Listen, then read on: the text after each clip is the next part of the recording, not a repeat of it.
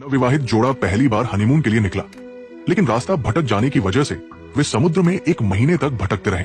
जब वे लगभग हताश हो चुके थे, तभी पति को दूर क्षितिज पर एक समुद्री द्वीप दिखाई दिया। दोनों बेहद खुश हुए और जल्दी से अपनी छोटी नाव को उस द्वीप की ओर ले गए ताकि उसकी खोज कर सके। लेकिन जब वे वहां पहुंचे तो उन्हें पता चला कि विशाल द्वीप पूरी तरह सुनसान था। निराशा के बीच उन्हें अचानक एक परित्यक्त आधार मिला, जो शायद कभी व्हेल पकड़ने का स्टेशन रहा होगा। लेकिन ये जगह इतनी पुरानी और खंडहर हो चुकी थी कि वहां कुछ भी मददगार नहीं बचा था। मजबूरी में दोनों ने अपनी नाव पर वापस लौटकर आगे बढ़ने और किसी गुजरती नाव से मदद मांगने का फैसला किया। लेकिन तभी मौसम ने पलटी मारी। पत्नी ने डरते हुए देखा कि उनकी नाव के ऊपर आसमान में काले बादल छा गए और बिजली चमकने लगी। जाहिर था एक भयंकर तूफान आने वाला था। सोचने का वक्त न मिलते हुए दोनों ने जल्दी से नाव को पानी में खींचा ताकि बड़ी नाव पर जाकर तूफान से बच सके। लेकिन तूफान से पहले की तेज हवाओं ने उनकी छोटी नाव को आगे बढ़ने ही नहीं दिया। कई बार कोशिश करने के बाद हार मानकर उन्होंने उस परित्यक्त व्हेल स्टेशन में रात गुजारने का फैसला किया ताकि बारिश थमने का इंतजार कर सके। सौभाग्य से पति के पास एक लाइटर था, जिससे वे ठंडी रात में आग जलाकर गर्मी ले सके। अगले दिन सुबह बारिश रुकते ही दोनों ने जल्दी से वहां से निकलने की तैयारी की। लेकिन तभी उन्हें डरावना एहसास हुआ। समुद्र में खड़ी उनकी नौका गायब हो चुकी थी। दोनों हैरान रह गए। उन्होंने भारी लंगर डाला था, फिर भी नौका कैसे गायब हो सकती थी। बिना वक्त गवाए वे छोटी नाव लेकर नौका की खोज में निकले। लेकिन तभी पति ने इंजन बंद कर दिया, क्योंकि उसे एहसास हुआ कि उनकी छोटी नाव से वो कभी नहीं मिल सकती। इसके बजाय उसने ईंधन बचाने का फैसला किया और चप्पू चलाकर द्वीप के दूसरी तरफ जाने लगा। वहां उन्हें ढेर सारे पेंगुइन दिखे। चूंकि पेंगुइन दक्षिणी गोलार्ध में रहते हैं, इससे उन्हें अंदाजा हुआ कि ये द्वीप अंटार्कटिका से ज्यादा दूर नहीं है। पति पहाड़ की चोटी पर चढ़ गया ताकि ऊंचाई से नौका को ढूंढ सके।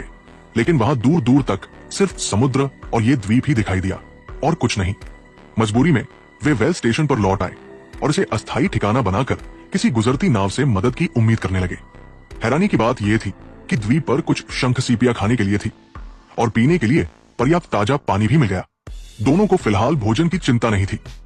फिर उन्होंने कैंप की लकड़ियों को तोड़कर पहाड़ की चोटी पर एक SOS संकेत बनाया ताकि ऊपर से गुजरने वाला कोई विमान उन्हें देख सके।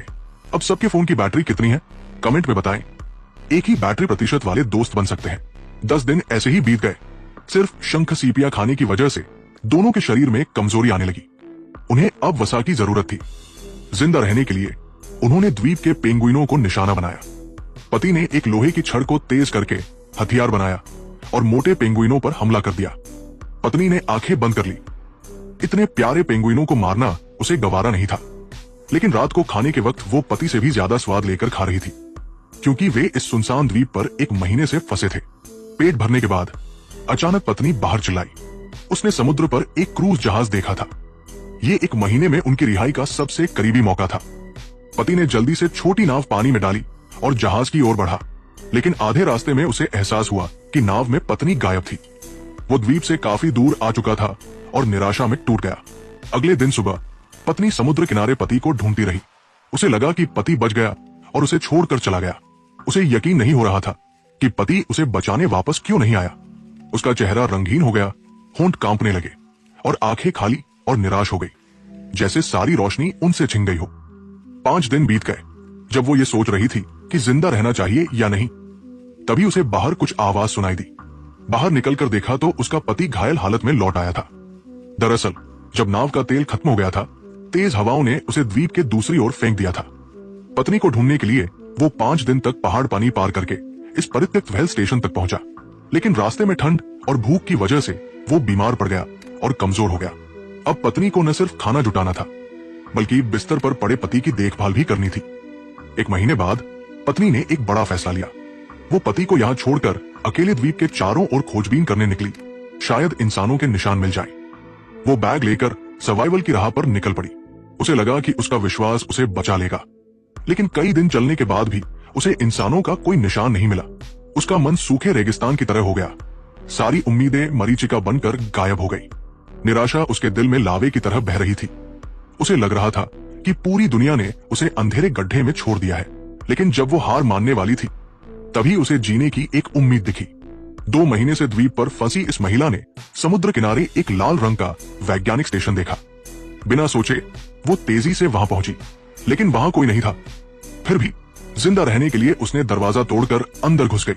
अलमारी खोलते ही उसे कुछ सूखे बिस्किट मिले, जिन्हें उसने पागलों की तरह खाना शुरू कर दिया। ये महीनों में उसका सबसे स्वादिष्ट भोजन था। पेट भरने के बाद उसने साफ कपड़े पहने और बाहर का जनरेटर चालू करने की कोशिश की। सौभाग्य से वो चल गया और बिजली आ गई। अगली सुबह उत्सुकता में उसने पास का कंटेनर खोला, जिसमें एक छोटी नाव थी। उसने उसे बाहर खींच लिया ताकि किसी गुजरते जहाज को देखते ही मदद मांग सके। हालांकि अब उसके पास एक अच्छा ठिकाना था, लेकिन रात को उसे नींद नहीं आई। बाहर छोटी नाव को देखकर उसका मन शांत नहीं हो रहा था। अगली सुबह उसने सामान समेटा और नाव लेकर दूर निकल गई, क्योंकि उसका पति अभी भी परित्यक्त वेल स्टेशन पर उसका इंतजार कर रहा था। जब वो गई थी, पति बीमार और बिस्तर पर था और अब उसे नहीं पता था कि वो जिंदा भी है या नहीं। कोशिश के तौर पर वो टॉर्च लेकर कैंप में पहुंची, लेकिन पति कहीं नहीं दिखा। अगर मर गया होता तो शव तो मिलता। जब वो हार मानकर जाने लगी, तभी उसे पता चला कि पति ने खुद को जमीन में दबा लिया था। वो टूट गई। अगर वो पहले पति को अकेला न छोड़ती तो आज ये हाल न होता। खुद को कोसते हुए उसने देखा कि पति में अभी भी सांस बाकी थी। बिना वक्त गवाए उसने पति को नाव पर लादा और वैज्ञानिक स्टेशन ले गई। वहां उसकी देखभाल में पति धीरे धीरे ठीक होने लगा। 1 महीने से भी कम वक्त में वो खड़ा होकर चलने लगा। ये देखकर वो खुशी से झूम उठी। पति के साथ से उसकी अकेलापन दूर हो गया। समय बीतने के साथ पति पूरी तरह ठीक हो गया। एक दिन खाना बनाते वक्त उसे बाहर कुछ आवाज सुनाई दी। बाहर देखा तो वैज्ञानिक स्टेशन का जहाज आ रहा था। इसके साथ ही फिल्म